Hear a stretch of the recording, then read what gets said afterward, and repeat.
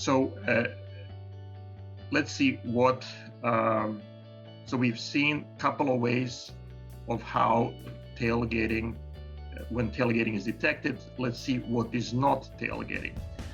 So suppose that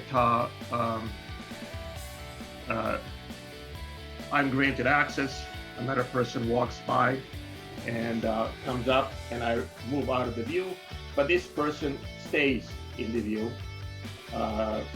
and is essentially waiting to be granted access, and perhaps at some point is given access denied. So in this case, there was no tailgating. So even though there was another person located next to me, this person remained in the view of the device, and thus device did not report this person as a tailgater, because still being present in front of the camera means this person did not go through, did not enter. Likewise, if this person that is next to me backs off and moves away, this person is not a tailgater, because this person moved away. So for tailgating to be detected, essentially device needs to not only detect the person, but also detect the person in the right context. It needs to be close enough to the device, and also in the proper relation to the time of entry, as well as the state of the door. So more about those details, what that exactly means, we'll cover as we go through these settings. So what we are looking at are the default settings for the tailgating. Detection direction for tailgating, the default one, is inbound on entry only.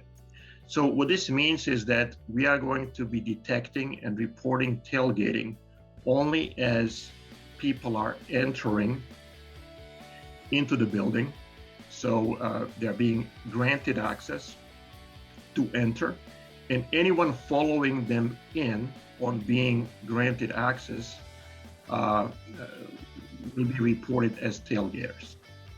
So the case that this excludes is tailgaters that are taking the advantage of people exiting the building.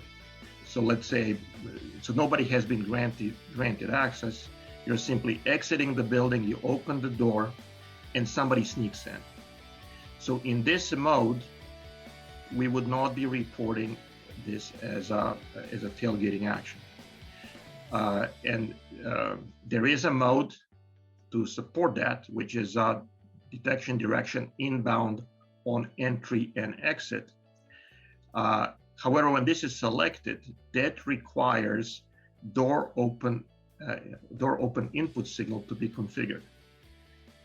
And why is this? Well, this is because for us to detect tailgating when somebody is exiting, when they're exiting, we are not granting access. We do not see them necessarily. Their back is turned towards us. So in that circumstance, we need to know when the door is open. And the way to know the door is open is to hook up a door open input signal to the device. Now, by default, this is disabled. This door open input signal is essentially an analog signal of 3.3 volts that connects to one of the pins to the back of the device. And this can be, that can be either a passive circuit, meaning that it doesn't supply the voltage. It simply is a circuit that is being closed or open as the door itself opens or closes. Or it can be an active circuit that actually has a voltage applied to it at 3.3 volts.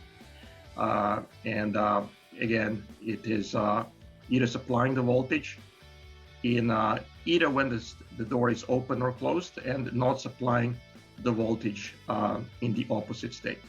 So that is configurable here. You can choose whether the door is open on a low signal or the door is open on the high signal. So if I choose this door open on a low signal, we just enable this. It is reading the door status as closed. And the reason for this is that I currently do not have signals connected to the device, but when there is no connection, the input signal reads as high. So since we said a door is open on a low signal and it reads as high, it says it's closed. And clearly, if I set it door open or high, then it is going to change the state to open. So as this is set and you connect the door and you're essentially opening and closing the circuit by opening and closing the door, you will immediately see this state change from open to closed. So when setting things up, hook this up and you can use this UI to see what is the state of the door. Other parameters that we have here, actually this label it needs to be corrected. It is a minimum enforced tailgating time, which is by default set to 10 seconds. What this says is that after the access is granted, what is the minimum amount of time during which the tailgating will be enforced, regardless of the state of the door. So once you are granted access, any activity for, in this case, 10 seconds after access being granted will be monitored and for potential tailgating. So this is the amount of time that this is the setting one would use and rely on in case the door open input signal is not available. So essentially 10 seconds after being granted access, during that time tailgating is being detected. Also, this is the time that one would use to match the amount of time during which the door is unlocked as opposed to being open. There are a couple of things going on here, right? We unlock the door. Typically, the access control systems will unlock the door for 5 seconds. So even though the door is not open, it is unlocked. So during those 5 seconds after the access is being granted and the door unlocked, you would wish to detect tailgating regardless of the state of the door. Now, once we have this door open input signal hooked up, even after this minimum enforced tailgating time expires, if the door is still open, the system will continue to detect tailgating, which means that if somebody puts a foot in the door or somebody's holding the door open, it does not matter for how long the door remains open. We continue to detect tailgating until the door is shut. It is a minimum enforced tailgating time, which is by default set to 10 seconds. What this says is that after the access is granted, what is the minimum amount of time during which the tailgating will be enforced, regardless of the state of the door. So once you are granted access, any activity for, in this case, 10 seconds after access being granted will be monitored and for potential tailgating. So this is the amount of time that this is the setting one would use and rely on in case the door open input signal is not available. So essentially 10 seconds after being granted access, during that time tailgating is being detected.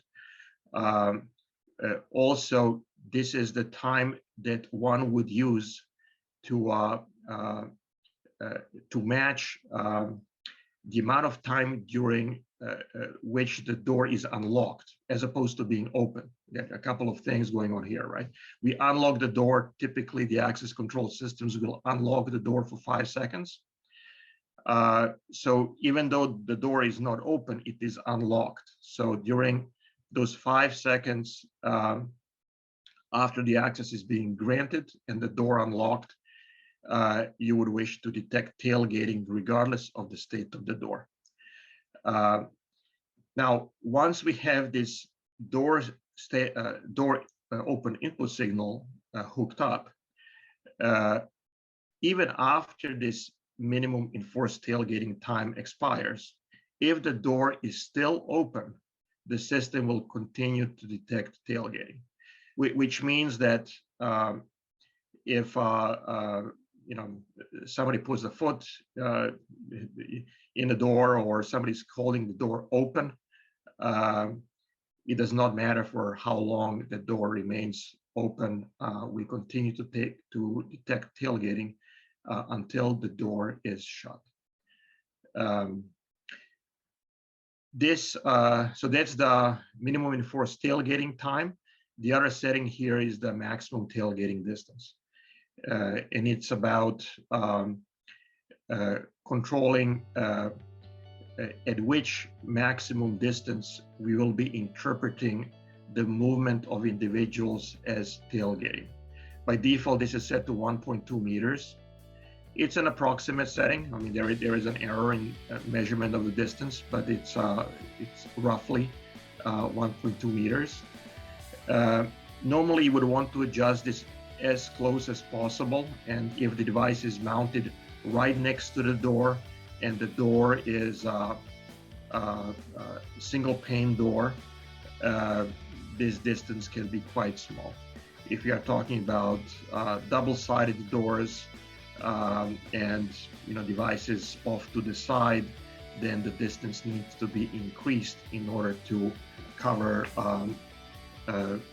various angles of entry and so on, because people can be tailgating off from the side, so it's necessary to increase this distance.